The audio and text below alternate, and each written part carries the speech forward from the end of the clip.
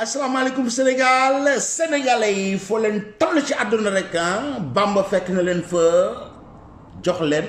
bi comme ni ñu koy defee voilà tey la samedi nag di 27 ci weer wi nga xam ne mooy weeru février di leen nuyu yéen ñëpp leen fàttali bii ak bii duñ ci sori booy génn na ne sa sac loolaal defal sa loxo boo amul ndox nga raxasoo kooku moom lu ñu war la boo paree nag nga takk bi c'est obligatoire kii boo respecté sa bopp respectel ki ngay waxal jàkkaarloog moom boo ko takkee boo doon sëqat ak nga yor sa corona du ko dal du àgg ci moom kon nag boo respecté sa bopp na nga respecté ki nga xam ne si moom ngay jàkkaar lool moom ngay dajal ci mbedd ma wala sa kër ga nga nekk voilà ñu del si waat nag tey bala may dem tey moom dama leen di dépister parce que bu ma départ ni da ngeen yaakaar ne sama vidéo la déedéet tey moom dama am ku ma leen di proposer sama benn rak tegal naa ko fii ci sama chaîne nit ñu positif ñuy xalaat ñu am ay réflexion yu positif yu tegu ci yoon nit yu dëgg man moom laay jël di teg sama chaîne bii tegal naa leen fii sama rakk jooju di Jamil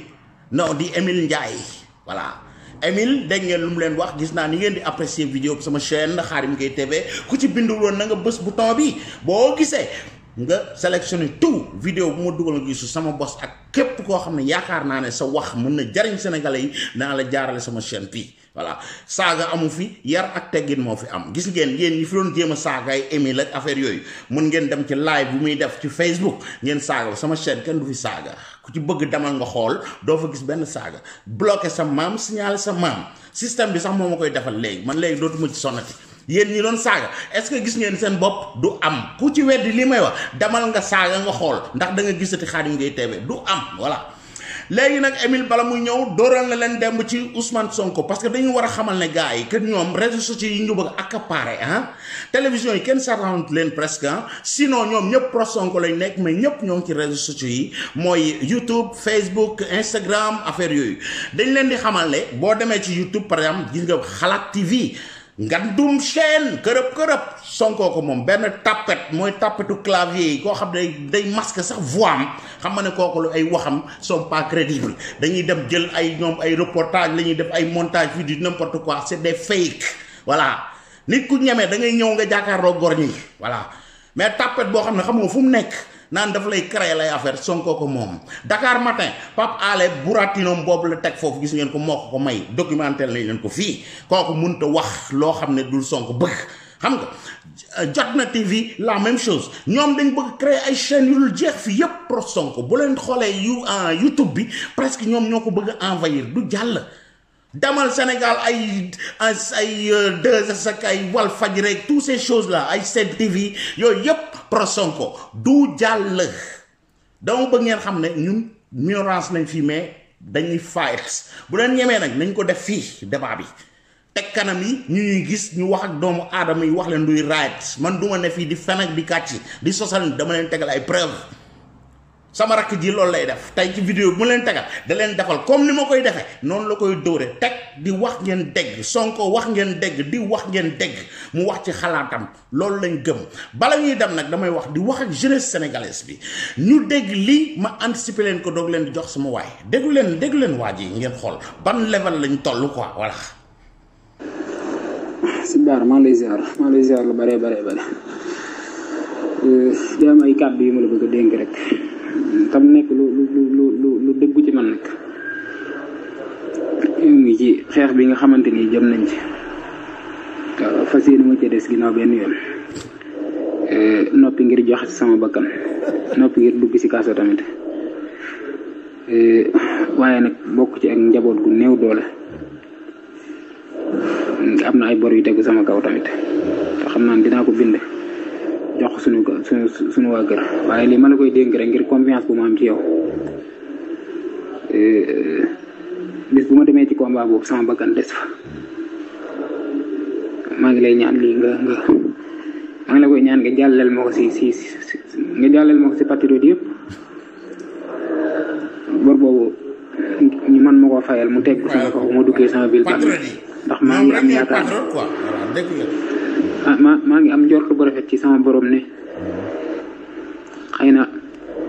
dina ma jéggal bàkkaar yi ma seq ak moom maa ngi ciy rafet njort bu baax a baax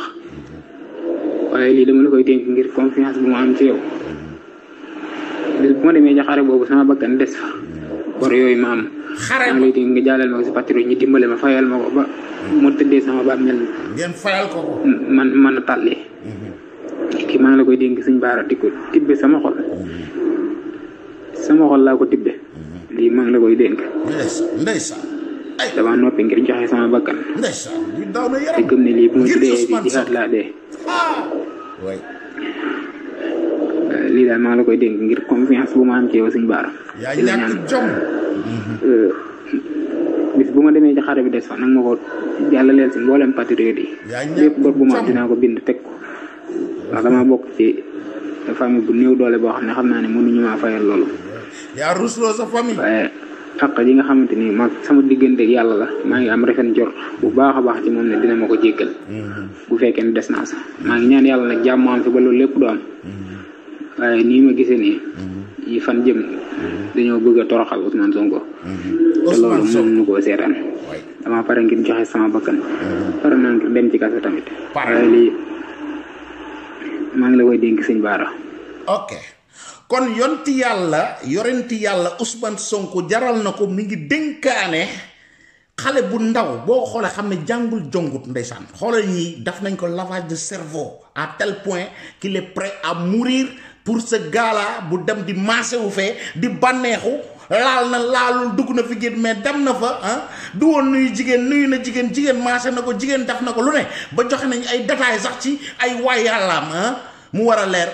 xale bi nga xam ne nee na famille bu amul lay la nekk waroon nekk soutien de famille war a dem liggéey ñafe ji rente ji amul lu muy xare ji loolu day dem di rey boppam ndax Ousmane Sonko dem leen gis këram geenam mel yaa ñàkk jom barak sax yoroo ko amoo sa bor yooyu kan moo lay fayal say bor ngay xaru ji da ngay dem di xaru ji boo bëggee xaru demal nga dee yaa ko koy xalaat comme yow mais xool leen lii lay Ousmane Sonko dugal ci bopp boy yi quoi tu te rends compte te ñii bu ñuy dee ma ngi ci biir këram ak njabootam ay jabaram ay doomam ñu protéger ko ak ay xaritam ñu toog di ko seetaan ci télé bi ak ci YouTube beeg ci Facebook bi lii ngeen bëgg a dee dem leen ngeen dee gars yi sama vidéo suba la incha allah dinaa ñëw ak benn vidéo léegi ma bàyyi ak Emile Ndiaye mu doxal ngeen dégg lii da ngeen dégg ca fin ba leen di wax bu fekkee ne Ousmane Sonko jaral leen quoi nuyu leen ñu waa alaxira peace.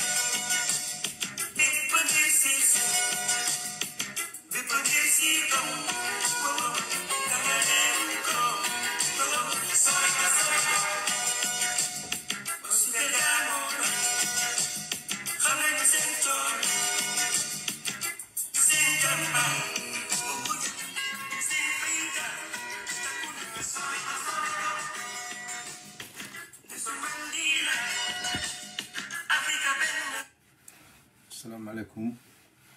ñu ngi ziar ñëpp ku ci nekk turam ak santam di jéggalu nag ndax tey moom ci biir néeg bi sax lu ñuy mujj live ndax dañu am ay gan fekk ñu bindoon horaire bi ba pare te bëgguñu wax dara te duñ ko def moo tax ñu obligé xaw a tardé tuuti nii sax ñu ngi ciy jéggalu di ñëw ne tey dañu ñëwoon pour balaa ñuy def dara ñu félicité këru diine yi dina leen félicité bu baax a baax parce que tey ñu ngi jàpp ci xeex bi pour Covid bi yàgg nañ ci jàpp église bi ba mu tëjee ay église am yàgg na tey boo demee Tiwaawan xalif bi daanaka li mu def ci liggéey bi dafa dépassé sax mucc ay parce que yu bëri teggi na ko teg ci suuf yoo xamante ne chaque année tàmmal nañ ko tiijaan yi tàmmal ko jullit yi nga dem Touba waxi noonu sëñ Muntaxa gis nañ ay photo mag yëpp comme xalif général bi comme waa église bi comme Medina Baye Niass boobu la ñuy taxaw tamit ne gis nañ ne xalif bi sax ñàkku na kon loolu rek war na tax ñëpp xam ne que ni vaccin bi moo mën a tax dëkk bi dellu na mu meloon am na ñuy wax sax ci vaccin bi naan da nga koy vacciné waat ko te xamoo ñaata temps lay def ma ciy profité di wax nit ñi ne am na ñoo xamante ne chaque année ñu dem piqûre pour grippe chaque année parce que amuñu benn vaccin bu mën a faj grippe mais chaque année nga dem def ko kon loo xamante ne da nga koy defaat ko te mën nga ko defaat xëy na fi ak ay at loolu du dara lu négatif na ñëpp dem vacciné wu ku ko mën wóolu ko demal nga def ko ku ko mënul wóolu woo ko bul ci waxit lu ñaaw bul ci waxit lu bon parce que am na ñoo xamante ne feebar boo xamante ne xëy na tey bu ñu vacciné woo dinañ mën a mucc ci lii di Covid bi li muy wàññi ci ay nit nag bu ñu xamuñu nu mu toll période bi ci daaw Sénégal amul woon cas Sénégal la ma fekk ñu invité ma DTV ma ne leen bu nu moytuwul ci aéroport bi ak frontières yi la cas yi di jaaree kon yàgg nañ xeex ci corona bi ñu nu ëpp dayoo ëpp ñu gëdd doon ay kilifa buñ ci xeexul ñun suñu yoon nekku ci ñun dañ ciy xeex ku ciy foo ku ciy caaxaan da nga xamul feebar bi ndax nga toog ba man sama médecin bi ma njëkkoon am fii ci Italie zone bi ma dëkk corona bi moo ko yóbbu kon man xam naa li may wax bu baax ci feebar bi koo xamante ne dañ doon gisante régulièrement bu ma soxlaa sax lu ma war a jëli pharmacie damay dem ci moom wala ma yónni sama soxna mu jaar ci moom kon ku ma xam nii la muy docteur Cataldo mu nekk fi ay at ma xam ko depuis parce que zone bi maa ngi ko defe naa depuis 2006 mu njëkk nekk sama médecin ci zone bi bay yàlla ci corona bi la ko reyee kon nanu moytu ku mën a faju ku mën a piqûre ji demal nga piqûre ji bu ci kenn wax lu ñaaw am na gis naa ci nag ay nit yu ñëw naan ay non vax dëkk yëpp lay exister gis nga feebar piqûre bu bees fii ak 50 ans ñay fekkee ñaan ñu ko yàlla pandémie am parce que ñun bi Sénégal ñuy wax épidémie ba ci Chine man dama ne pandémie la woon te preuve yaa ngi ci Facebook bi parce que lu am Chine nan jàpp ne pandémie lay nekk parce que chinois yi ñu ngi fépp seen bagage a ngi dem fépp kon lu am Chine rek nan xam ne fépp la jëm ci monde bi ñu ciy profité di wax ñëpp ku ci mënul ñàkku bul ci wax lu ñaaw bul ci wax lu bon fii ak 50 ans ñaanuñu ko yàlla fii ak 100 ans bés bu feebar bu bees amee vaccin bu bees am dina am ay nit yu waxee noonu la toujours ay at ci ginnaaw tamit noonu la woon parce que nit lu mu xamul foog mu wax ci mais bul ci wax ba découragé ñenn ñi nanu maanu ci yenn yi ku mel ne man dama ciy maanu mais am na yu ma ci gis mais du ma ci dugg scientifiquement di ci wax parce que boor boobu aw ma fa xam-xam bi war a tax ma naan boo ko defee lii ngay am boo ko deful lii ngay am kon nan leen ci maanu comme li may wax rek dafa mel ne Doliprane mën nga koo naan du la def dara keneen naan ko feebar tétanos nit dina ko piqûre jaaree fa nit piqûre ko du ko def dara loolu ci yaramu nit ki la li yaramam àttan ak lu mu àttanu mais du ci piqûre bi nanu góorgóorlu ñu fexe nit ñi vacciné wu ñu jiite ko ci mag ñi te ñu bàyyi tamit yaama neex bi kii la sama xarit la ñu vacciné ko non nañ ko jox ñu ko gën a yellool muy mag ñi bu ñu jógee ci mag ñi ak médecins yi ñu jox ko armée bi jox ko enseignants yi parce que ñooy gën a nekk contact après nag ñu ak ñi nga xamante ne dañu feebar amuñu âge yu xëy na 60 ans jëm kaw mais feebar nag ñu jox leen ko parce que dañu war a di def désormais li nga xamante ne mooy yoon li nga xamante ne moom la askan bi bëgg li nga xamante ne tamit même bu ko askan bi bëggee tamit moo tegu ci yoon tey nag li may wax mooy cànq maa ngi naan ci këru diine yi këru diine yooyu Ousmane Sonko nee na dem na ci këru diine yi xaw ma envoyé nañ ko ay message moo fa bëggul dem mais Ousmane Sonko ci boppam xam ne ne këru diine boo dem tey muy jàngu muy feneen parce que toutes les religions révélées dafa am lu ñuy wax loo xamante ne daanaka Sénégal kenn respecté wu ko moom mooy bul laal bul jege tant que jëloo ko soxna loolu moom religion révélée yëpp a ko wax Sénégal nag daanaka bu amee ñu koy respecté xëy na 10% la man côté boobu du ma ci prêcher kenn parce que man lu may prêcher day fekk ma jiitu ci bu ma nee la sangul day fekk ma sangu bu ma sanguwul it da nga ma fekk may root pour dugg ci douche mu leer na ne li ma la bëggal loolu laa bëggal sama bopp. kon tey këru diine boo demoon dina ne la ndax da nga caa def wala defoo ci ndax taqee nga ci wala taqee woo ci kon nanu bàyyi kilifa diine yu ñuy foye ak këru diine yu ñuy foye. may ñëw ci benn affaire Ousmane Sonko nee na médecin bi ko doon suivre dina wax tur bi ba léegi waxagul tur bi mais tey ci beneen fay la ñuy ñëw parce que temps yëpp amuñu woon jot mais tey xaw nañ am tuuti jot. dañ leen di tagal ngeen déglu. wax dëgg yàlla baax na trop macha allah waaye benn séance de massage nga war cee fay lu ëpp 200 000 francs ca laa ne docteur man opposant la aw ma xaalis. séance de massage 200 000 la wax. tuuti benn yoon ci weer wi mënuma ci fay ay 200 000 francs ci la ma sama benn xame ñu ciy waxtaan mu ne ma man de am naa fu may defee fii samay séance te institut bu légal la. nee na institut bi institut bu légal la am ay kayitam reconnaissance su état institut bu set. di institut bu set. institut bu responsable te ka ko moom ak jëkkëram ak ay doomam ñoom ñëpp ñu ngi dëkk ci biir. waaw. ma ne ko loolu de war naa dem xool bu ma demee xool bu méngoog li ma xalaat ma dem def foofu samay séance ba ma demee ñu recevoir ma visité. Ousmane Sonko dem na visité. ma gis ni vraiment macha allah ñu woon ma seen agrément bi leen état jox ne leen jox mat ngeen lañ leen doye pour mun a def des séances de massage thérapeutique. mooy massage faju. massage faju thérapeutique. parce que dama bëgg a xamal ñëpp ni man faju moo tax may def massage. Ousmane Sonko nee na faju moo tax muy def massage. jox ma ne ma lii mun nga ko def foofu ba ma ñëwee bëgg a def séance dama leen ndax am ngeen masseur. première fois bi ñu fa demee wax dëgg yàlla fii ay masseuse moo fi nekk. laaj na leen ndax am nañ masseur ñu ne ko ay masseur moo fi nekk te massage thérapeutique la ñuy def. dinaa dellu si. nee na dina dellu si. bi ma génnee dama woo sama benn oustaz ma ne ko man de bëgg naa massé wu. waaw dama koy dagg foofu parce que du ma dugg ci affaire oustaz yi parce que oustaz bi tamit tudd ko waxul tur bi maanaam Ousmane Sonko nee na faju moo ko yóbboon foofu état bi jox na salon bi agrément de massage ñi nga xamante ne ñoo jàng physiothérapie nee nañ amuñu benn salon de massage bu nekk Sénégal boo xamante ne soin de beauté lay def bu état bi di jox benn kayit pour mu mën a exercer parce que da ngay dem jàngi ko ni ngay jàngee nekk infirmier noonu ngay jàngee nekk physiothérapeute ni ngay jàngee nekk médecin noonu ngay ci ngay nekkee orthopède wala leneen ak leneen parce que comme ni muy nekkee gynécologue ak leneen lii Ousmane Sonko di wax feebar bi ñi koy faj tamit dañ ko jànguñu ko ci jëlee nit Fatick wala jëlee nit Kolda ñëw andi ko di ko tëj sa kër 15 jours du génn ak yooyu yëpp mais man li ma gën a jaaxal ci loolu mooy Ousmane Sonko nee na depuis bu mu gënee nekk xale ba yaay ji da daan jënd kiiwu yeew cube bu yeew 3000 francs jamono yooyu mais mën nga nekk xale ba nekk mag feebar di la sonal nga continuer di sport ak moom di football ak moom di dem géej ak moom waxuñu loolu yëpp de mais ñi nga nekkal sax mënuñu ko xam ñu la gën a jege ñenn ñi ñoo ko xam ci sa ay wax feebar boobu tax na ñi nga jàngandool ñëpp amul kenn ku ñëw ne saa waay des fois doonul woon ñëw parce que da daan feebar boobu ñi nga doon liggéeyandool ñëpp amul kenn ku ñëw di génn sa ay absence répétée due à cette maladie. ñu dégluwaat léegi benn affaire Ousmane Sonko nee na bi mu fa njëkkee dem dafa laajte ñu ne ko ay masseuse lañu am won ko agrément yëpp mu ne leen dina dellu siwaat mu dem laaj benn oustazam bu dal xelam may fàtte ne oustaz Alioune Sall la mu wax leer na Ahmed Khalifa Niass la mu wax leer na Ahmed Khalifa Niass dinañ dellu siwaat ci turam ci kanam buñ ko fàttewulee incha allah léegi ñu déglu bi Ousmane Sonko demee ba war fa ñëwaat nee na mais ndaw si nekk ci bi moom salon de massage bi la ñuy déglu nii ñu laaj ko mu am journaliste bu ko laaj. souligner également Ousmane Sonko nan la def ba xam li nga xamante ni moom moo di institut bi. waaw comme li ma ko waxee woon rek parce que Sonko jour bi mu njëkk a ñëw si kër gi 2019 la tombeel jour boobu ñu ngi tombé jour tabaski man kese maa nekkoon ci kër gi ak sama jëkkër.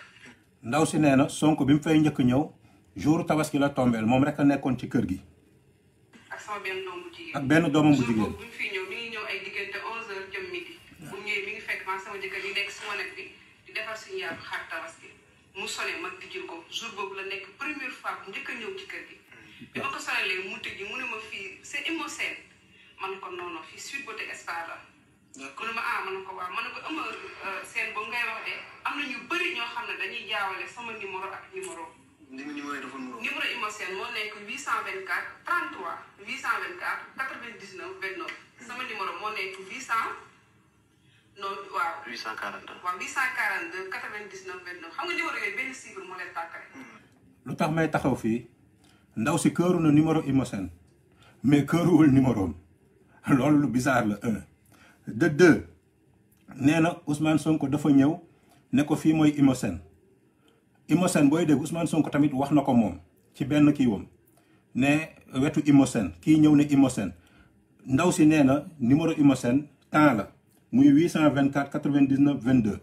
mais ndaw si xamul numéro moom ba jëkkër ji moo koy fàttali muy 842 99 22 léegi may laajte ndax kuy juum d'habitude du ci ay 33 wala 42 ngay juum wala 43 mais 42 ba 24 du benn chiffre ñaari chiffre nga dëpp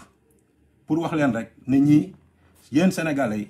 lañu bëgg jàppee ay dof di leen ping pong ba yeewu suba naan dañu bëgg yàq dëkk bi ndaw si nee na Ousmane Sonko première fois bi mu fa ñëwee jour tabaski la ñu dégluwaat li mu yeggal. man mënuma xëy journée ba journée bi jeex te nit du ma woo ne ma si Imosène. donc ci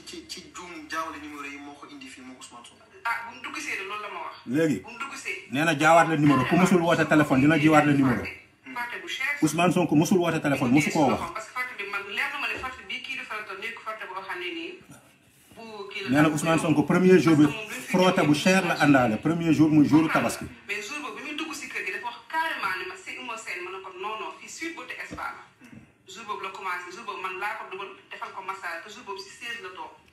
premier entretien bi mu am ak yéen lan la leen wax ni moom lay wut si parce que li mu leeral mooy dafa am ay problème de dos moo tax moom. waaw parce que jour boobu noonu bu mu dugg see si kër gi danaa ko ñun de tey liggéey bi parce que élèves yëpp dem nañ ñibbi. mu ne ma man de sama ginnaaw mooy métti moo tàng jër. dégg ngeen xamul lu may def léegi nag farate bii nag bu fekkee yow am nga technique pour massage yaa naa soo ko bësalee dina seet. d'accord. ok léegi si laa ko ne ko ñëwal mu tëdd sama jëkkër mii duma bàyyi ma fekk. jour boobu mu tëdd ma maaseel ko ginnaawam. déglu leen bu baax nee na Ousmane Sonko premier jour bi mu ñëwee dafa àndaale massage kii pommade de pour massage am après nee na ko yow da nga am technique xamu ko mu ne ko am nga technique de massage ndaw si nee na Ousmane Sonko dafa toog mais boo leen dégluwaatee ndaw si ci biir toog bi waxaat ne dafa tëdd wax ñaari yoon dafa tëdd. pour massage yaa naa soo ko bësalee dina seet. d'accord. léegi si laa ko ne ko ñëwal mu tëdd sama jëkkër mii duma bàyyi dégg nga mu tëdd. jour boobu mu tëdd ma maaseel ko ginnaawam. mu dem bi ma dugg si sax maa ngi wax sama jëkkër naan comment maasee Sonko la mais moom waxuma ne man Sonko laa mais man xam naa ne Ousmane Sonko laa maa. xam nañ ko comprendre nga mu ne ma waaw. lii bëgguma di ko def ay contradiction yu bëri yu ñuy gis ci Facebook bi yu ci bëri maa koy collé duma ko sax jàllale directement des fois mais damay bëgg ñit ñi yeewu dama koy collé parce que ki waxoon lee ñëwaat waxaat lii c'est normal nga teg ko mu dégg may wax sénégalais yi nañu moytu. amoo droit dox amoo droit naan amoo droit lekk ci ko. tey bëgguñu wax jamono nekk ci réseaux sociaux yi. bëgguñu wax lu bëri ak jamono nekk ci dañu bëgg nit ñi gis a déggal seen bopp. ba ñu dooree ba léegi sama dossier radiation jaar na fi. dégg mu ngeen ne woon coow bu lëmbe Sénégal. waaw ñu jógee foofu dossier pétrole bi ñëw doon coow bi lëmbe Sénégal ñu jógaat foofu dossier 94 yi ñëwaat 94 milliards ñëpp ne Sénégal te Sonko kaso la jëm ñu jógee foofu lii ñëw waaye dama bëgg a xamal nit ñi ni lii dafa bokkul ak yooyu weesu yëpp. très bien Ousmane Sonko nee na dossier radiation ñëw na fi jàll bu 94 milliards yi ñëw fi jàll bu pétrole bi ñëw fi jàll léegi nag bu accusation de viol bii ñëw mu ne bokkul ak yooyu yëpp c'est vrai il a raison bokkul ak yooyu yëpp parce que bii sa affaire personnelle la 94 milliards yi amoon nga ci benn intérêt nga dem yuuxu kërëng-kërëng mais bëggoo mu yegg lu tax bëggoo mu yegg parce que xam nga ne am nga ci tort te woote woo pour mortal combat ci 94 milliards nag 94 milliards bu ko état Sénégal amee kenn ku ko sàcc 94 milliards mën na tabax ay hôpitaux mën na fi jëlee abri provisoire yi minimum de à l'ordre de 75%. comme lu tax 94 milliards jaralul Ousmane Sonko mu xataraayu ba woote ultime combat mortal combat wala avant l'ultime combat kon loolu war na jaaxal ñëpp. pétrole bi nga xamante ne avenir u nation bi yëpp la lu tax Ousmane Sonko wootewu ci mortal combat. radiation moom la concerné boobu sax ñu bëri xamuñu ko xëy na ci leen ko jaaree xam ko def na deful amoon na droit dem jëli ay juge ak ay avocat yooyu yëpp moom la concerné mais 94 milliards yi ak pétrole bi lu tax Ousmane Sonko wootewu ci mortal combat. mu bëgg ñu xam benn affaire Ousmane Sonko même député opposition yi jàppewu leen nawle ndax boo xoolee Aïda Mbodj ba muy dem démb Ousmane Sonko joxu ko lettre pour mu représenter ko xam ngeen lu tax parce que dafa yaakaaroon ne bu demee Moustapha Niasse ak assemblée bi dañ naan comme joxuñu ko lettre pour mu représenter ko warul wax mais foofu dama ciy profiter di féliciter Moustapha Niasse muy mag di kilifa doxalee démb doxul nu kilifa parce que leeralal ne Aïda Mbodj amul dara lu mu fi wane ne moom moo représenté Ousmane Sonko pour waxal ko mais nan ko jox parole ñit ñi di yuux mu ne nan déglu ñëpp. kon tey Ousmane Sonko mi toog démb mu ne xaaral ma seet ko wax parce que bugguma sax naan nee na ñu yaakaar dama koy sosal wala damay wax ndax ñoom il faut que Sénégalais yi xam ne que ni ñii dañu jël seen àdduna daal di créer benn affaire bu yomb affaire bi nu créer moom mooy ni politique di amee idéologie ñii socialiste lan ñii lii leen gëm ñoom dañu gëm ne dañu war a ñëw créer mensongisme di sos ba jot nguur gi soog a xool ndax mën nañ ko lijjanti. xool leen démb lu garaaw li am seen TV nit ku taxaw jël kaamin di waatal kenn koo xamante ne nekkoo fa fekkeewoo nga waat ne kooku séqul ak ñooñu dara mu wóor na ne que ni kenn dugg fële nu mu tudd Bassirou Diomaye naan Ousmane Sonko may na 500 litres xaw ma nu ñu koy xotee 100 parce que ñu ngi calculer ne que ni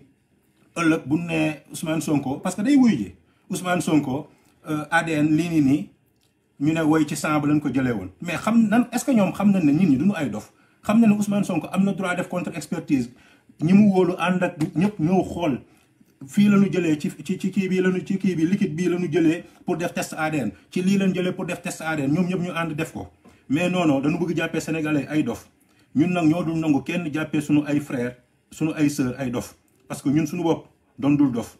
déglu leen fii. DSK mooy Dominique Strauss-Kahn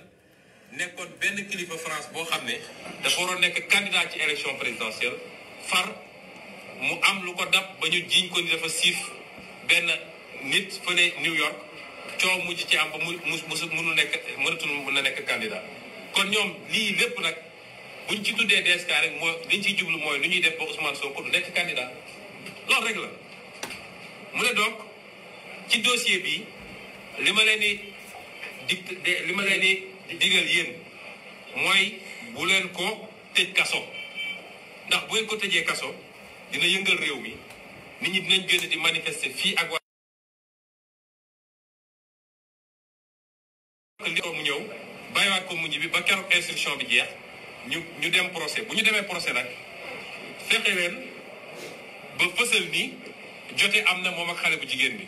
loolu rek doy na jarul ngeen koy tëj bu ko defee maqaamam biir Sénégal day wadd deram day yàqu loolu moo nekk ci message bi. Ousmane Sonko lim fi lim yëpp moo nekk ci benn message bëggoon naa xam ban opérateur Sénégal moo aay boobu ba mën a envoyé benn message lii nii yëpp ci benn message ku ci nekk jël sa téléphone bu la neexee nga bind message nga envoyé nga xool ndax lii yëpp mu lim xaj na ci benn message xaj na ci nombre de caractères yi message di permettre ñu yeggali. lii rek firndeel na complot leneen loo ci yokk rek day ëpp moo tax bi ñu demee nag ba rapport bi jëm côté boobu ci la procureur ti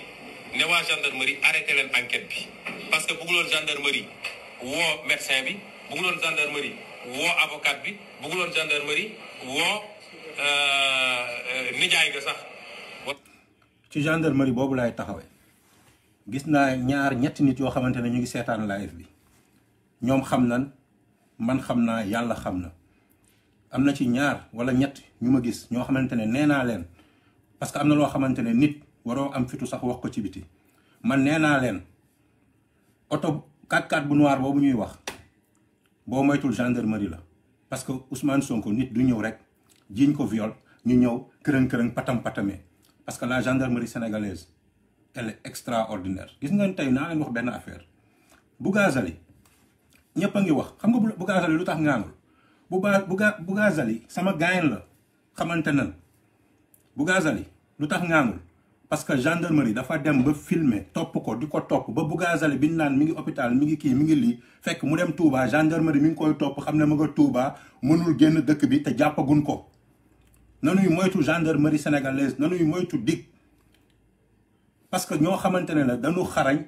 gëm Sénégal gëm seen liggéey faale wuñu président faale wuñu ministre kenn tegu leen fa danoo liggi jàng décidé ne liggéey bii laa bëgg def pour sàmm Sénégal pour aar sénégalais yi nanuy bàyyi gendarmerie ay nu ñu koy waxatee ay police ba ci armée bi ñuy jéem a faagaagal ñooñu faale wuñu kenn Ousmane Sonko du dara seen kanam Émile du dara seen kanam simple citoyen la ñuy nekk seen kanam ma koy waxaat déggu leen benn yoon Ousmane Sonko ne gendarmerie convocation bi mu ko andil valable dafa ne du wuy ji parce que député la ay avocat am bind ko am na ci droit comme pour ñu bàyyi ñi ñuy naxee ñin ñi naan leen gendarmerie warul woon jox Ousmane Sonko convocation gendarmerie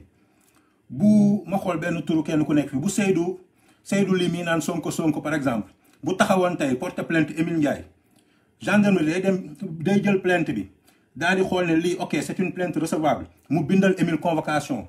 bu Émile bu ko neexee mu bañ a ñëw bu Émile ñëwulee heure ba jot dañ koy dem jëli mais Ousmane Sonko bañ ko bindalee bi ko Adji Sarr bindalee plainte am ñu gis ne que ni plainte bi c'est recevable danoo yónnee Ousmane Sonko convocation Ousmane Sonko lan la def dafa bind ay avocat am dañoo bind gendarmerie section de recherche na leen Ousmane Sonko du ñëw parce que avocat la il faut ñu astafurla parce que député la il faut ñu dindi immunité parlementaire am kon loi bi du Ousmane Sonko tax ñu respecté ko du keneen ak keneen a tax ñu respecté ko loi bi ñoom gendarmerie dañ koy respecté parce que ñoom ñooy garant de la sécurité te ku wax sécurité wax loi parce que gendarmerie ci justice le ministère de la justice la dépendre encore une fois ñu yeggale li Ousmane Sonko wax pour muy leer parce que tey dañu espérer ne bu ñu defee live bi boo moytul dinañ ci arrêté ndax dina xëy na sénégalais yi dinañ comprendre réellement qui est Ousmane Sonko Ousmane Sonko mi ngi nax sénégalais yi depuis des années. wala Papa Dia. waaw loolu moo tax ñu aji may wax nag ni dama ko fàtte woon ci français. waaw nee na ko fàtte woon wax ci français. li mu laaj ndax xam na Adji Sarr am déet. nee na ko bëgg a gis Macky Sall na ko laaj na xam na Adji Sarr mais yow xam nga Adji Sarr ñun li lu leer la ñuy wax parce que moom musul wax ne musul gis Adji Sarr kon moom xam na Adji Sarr léegi bés bu ci tolloo moom mu demee te juge na nga ko loolu juge ndax ñun mënuñu cee wax dara. may leeral benn mbir bu am solo mbir moomu mooy sénégalais yépp mën nañu après. waa Sonko jarul ngeen di def ay tet yi man intéressé wu ma bu ñu dagee laaj ma xam ne dagg nañ ko mais man sama en tant que républicain patriote gëm Sénégal danaa wax li ma wax. continuer leen di saaga continuer leen di menacer vous le faites depuis 2018. continuer loolu la leen yaree loolu ngeen xam man du ma def dara xam nga tax Sénégal moo ëpp importance sama personne bii ngeen di saaga. bërki démb ki ma jur wax na ak man façon wax bu nekk pour ma arrêter ma ne ko baal ma ku la saaga rek xamal ne da nga koo yarul ndax man nii nga yar du ma saaga. allez-y insultez essayez de bloquer le live. le règlement intérieur de l'Assemblée nationale. Ousmane Sonko li mu wax fii nee na. ma wax nii. waaw dama ne woon. nee na dafa ne woon. jaar nañu ci yoon bi nga xam ne moom la constitution teg. waaw. moom la règlement intérieur de l'Assemblée nationale nga xam ne loi organique teg. waaw. saa suñu jaaree foofu respecté ko bu ñu yëkkati sama mbalaan kiiraay ma dem fa. Ousmane Sonko may wax Sénégal yi nag dañoo respecté wul loolu. nee na moo wax loolu yëpp wax suñu mbokk yi léegi moom daf ci benn affaire rek la ci fàtte wax mooy fas yéenewu ma bi Idrissa Seck daa waxoon keroog moom la ci fàtte wax parce que Ousmane Sonko moo waxaat lii fii ñu xool ndax même wax bi la.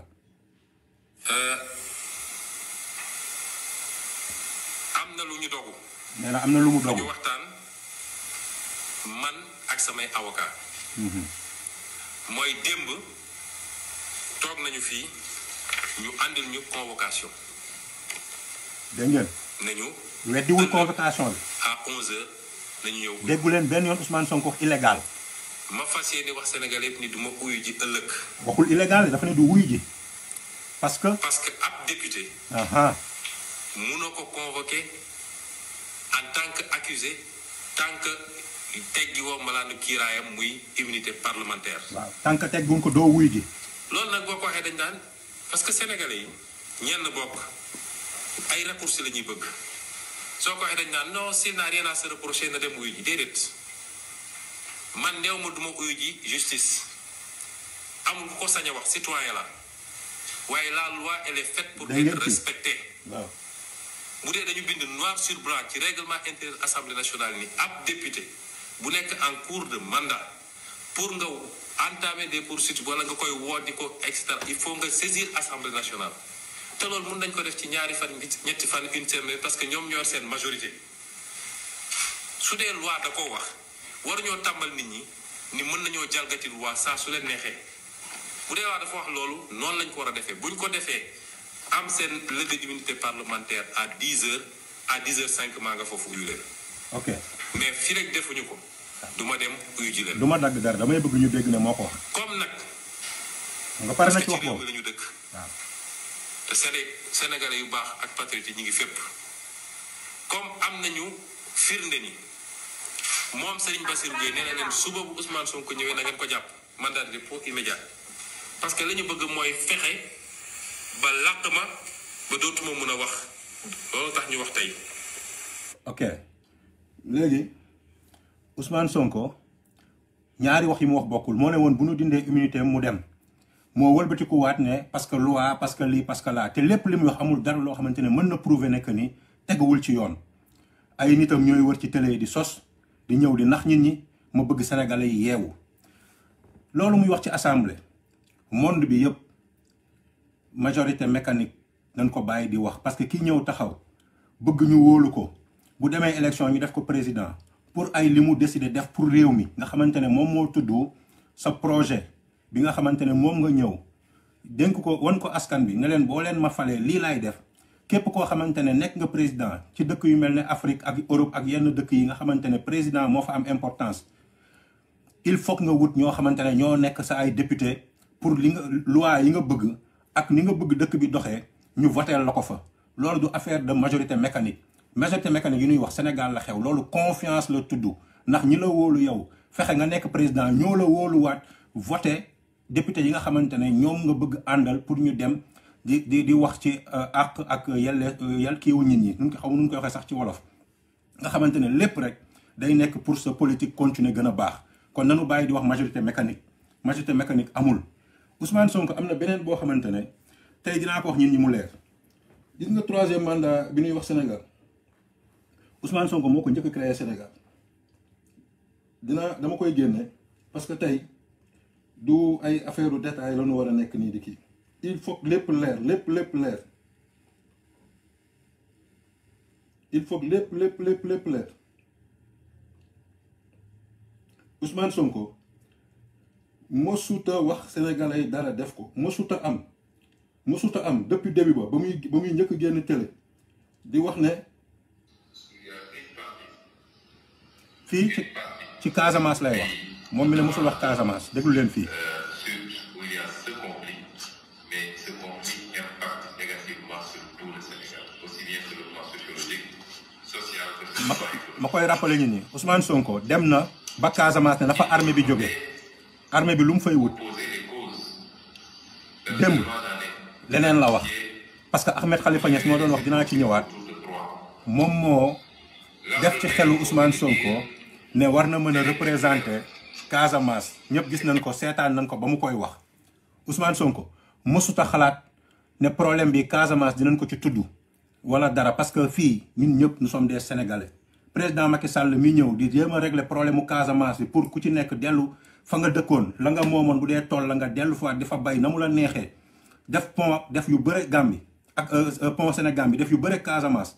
kooku kenn gënu koo bëgg jàmm ci Casamance ak Ahmed Khalifa Niass nag parce que Ousmane Sonko actuellement dafa tiit dafa jaaxle ba lu mu dégg rek da ciy jafandu gisoo keroog bi président Macky Sall ne man sama noon bi gën a yées sax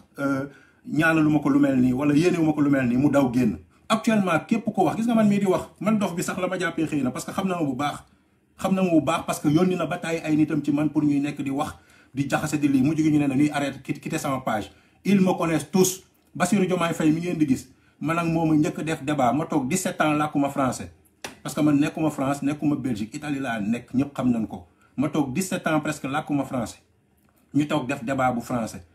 keroog la ma ko waxoon moom la gisaat tey ba ñuy jóg di jooy seen ay 5000 ak 10 000 yu état bi juumoon dagg dama ne ko ay dëkk ñu ngi toog di lijjanti xaalis di bàyyi di jox seen état mu ne ma l'état ne fait pas de màjjal noonu la ko waxee naan ma au moment où xaw ma lan on suit des personnes vont te suivre il faut arrêter ce que tu dis ay détails am xam nga ñoom yooyu ñu wax di la jéem a minimiser ñu toll ci coronavirus monde bi yëpp presque di màjjal dëkk yëpp di màjjal kon am na yoo xamante ne pour wax la ñoom ni nu mel pour ñoom kenn xamul pour ñoom kenn du dara mais ñun on les suit depuis mën naa leen génne lépp ci Ousmane Sonko lépp lu mu mës a wax mosu ci wax dëgg 2017 boobu ma leen di wax bu ma amee temps dinaa ko génne la ma waxoon Bassirou Diomaye Faye laa waxaat fan yi moom mooy lan Ousmane Sonko bés bu waxee dara andi preuve ma ñëw Pastef ba tey fi ñu toll nii bu ñu continuer woon di génne yi nan arrêté sax parce que mi ngi yàq suñu live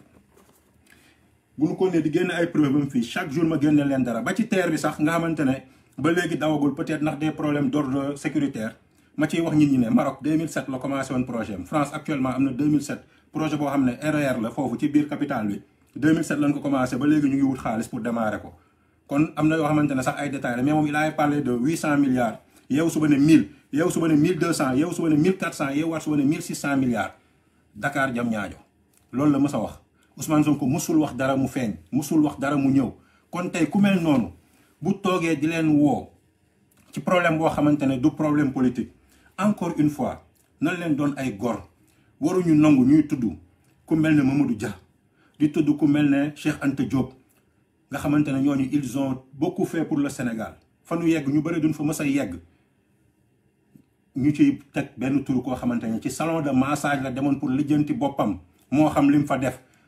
ñun xamuñu ko yoon woo na ko pour ñëpp xam lim fa def wala moom mu wax ñi ni lim fa def mu bañ mais loolu ku ko def yaa ngi saaga ñooñu nga xamante ne woon ay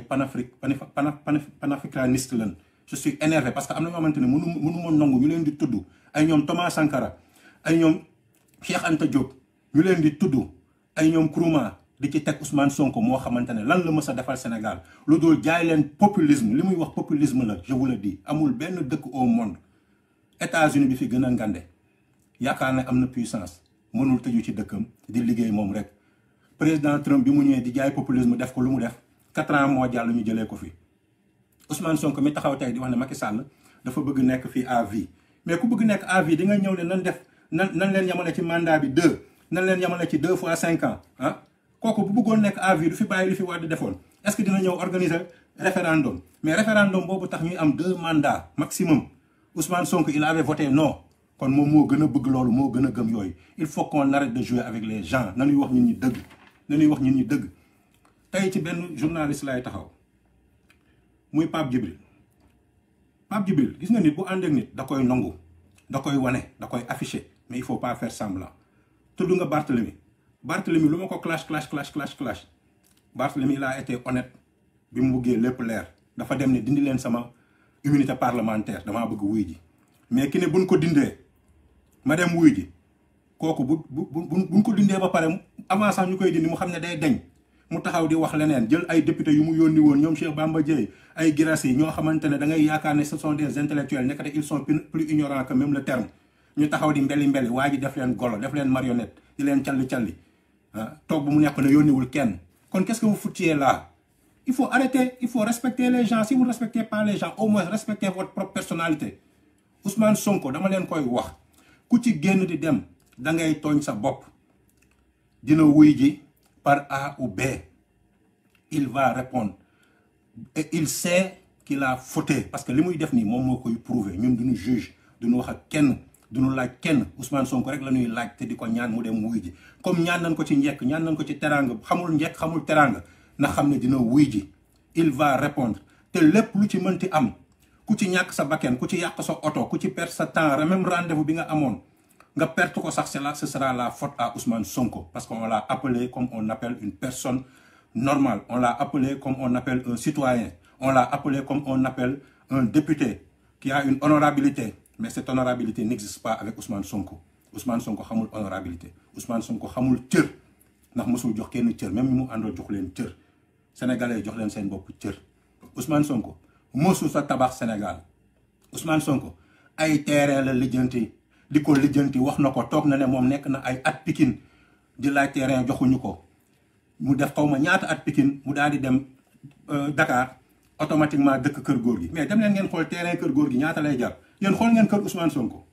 est-ce que xool ngeen kër Ousmane Sonko ba moment bii ñuy waxee ki ne amul xaalis tey fay 50 000 mu taxaw bëggoon naa génn fii vidéo fi mu ne moom toujours 2 personnes lay laaj te ndaw si ne moom benn yoon boobu wóoluwul woon Adji Sarr si la ko defee 2 mai muy 50 000 donc Ousmane Sonko musul wax ne c'est pas vrai musuma fay 50 000 actuellement au moment où je vous parle Ousmane Sonko ñëpp gis na fexe nañ ba dugg këram gis ko am na ay travaux sax yu fa nekk ñuy peinture ak ñuy raax yéen ñi di génn ci mbedd mi di cale-cale di këtti am na ci ñoo xamante ne néeg bu normal sax amuñu ko dem leen ngeen lijjanti seen bopp dem leen ngeen def ne man bu dëkk jotee ngeen nekk ci dëgg gi wax ko ku la ci woo ci lu am importance wala lu la ñor nga nekk ci mais ku lay woo ci loo xamante ne buñ la ci jàppee yow yaay perte am na ci ñoo xamante ne buñ leen jàppee seen mbokk duñ leen sax seeti parce que mosuñu leen amal benn intérêt duñ leen yóbbul añ duñ leen yóbbul ndekki da am na ci ñoom sax dañuy sant te tamit affaire bi am na ci ñoo xamante ne duñu ay partisans Sonko génnuñu pour Sonko ñu ngi xool nu ñu rajaxee ak lu nu mën a sàcc ak lu nu mën a lijjanti il faut que ça soit très clair parce que Ousmane Sonko quoi que l'on puisse dire lu mu nekk ngaaka lu mu soxor parce que lii mu def nii soxor la balaa muy wuy ji il faut que deret tuur loolu ku soxor moo koy wax lu mu soxor lu mu nekk ngaaka am na ay nit yu ko gëm yoo xamante ne ce sont des personnes honnêtes jour bi mu demee dagg naa ko fi mu ne ñu bëre yaakaaroon na ne du ma dem ci yooyu un pharmacien m'a écrit pour me dire man bàyyi naa Ousmane Sonko te kooku nit ku honnête la nit ku gore la dañ doon wax ci Sonko tout le temps ma ne ko kii mësul wax dëgg mu may dal ma koy dal ñu ciy waxtaan mais moom moo tëb bind ma message xam na boppam ma tegal ko ci sa t-shirt yi Pastef bi de da ma ko war a yónnee sax ma ciy sang xar bu may sang xar ma koy sol loolu laa ko tontu muy ree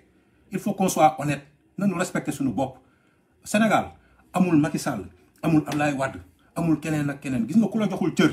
bul ko jox cër ku la respecté wul bul ko respecté mais suñu justice bi ñun ñëpp a ci tolloo ku fi toog démb ne justice bi nii naa yow yaay demaat ci justice bi fii la toog ne ñu ngi fii dès demain dina porter plainte premier discours am bi Adji Sarr génnee moom Ousmane Sonko lundi la waroon dem Walf waxi mais daam bi nekk ci salon bi dafa wax rek mu xam ne kaas yi toj na mu daw gaa woote conférence de presse këram mais il était prévu boo leen bëggee ñu génne affiche yi wan leen ko il était prévu que Walf la doon dem le lundi pour def fa benn conférence de presse am mais ba ndaw si nekk ci salon bi waxee gars yi interviewé ko mu wax yi jaxasoo ci lan daw lijjanti ay nee ko fay nan la 20 millions fay nan la 15 millions ñun duñu ay xale ku toog nag di la fen dalaa joxul cër koo xamante ne ci contre vérité la nekk boobu ba léegi mu bugg leen yeewu ba mu jël leen ne leen kaa leen ngeen dee ngeen ne da ngeen di jóg dee su boobaa xam leen ne yéen ñiy ànd sax yéen a ko yées ndax nit bu toogee waxu la dëgg benn yoon waxu la dëgg ñaari yoon waxu la dëgg ñetti yoon jógal nga romb ko fa nga dem nekk ci leneen parce que kooku gëmul boppam parce que ku gëm boppam da ngay nekk di wax dëgg Ousmane Sonko ñi xam nit ñëpp xamoon nañ ne dina ne du wuy ji parce que xam na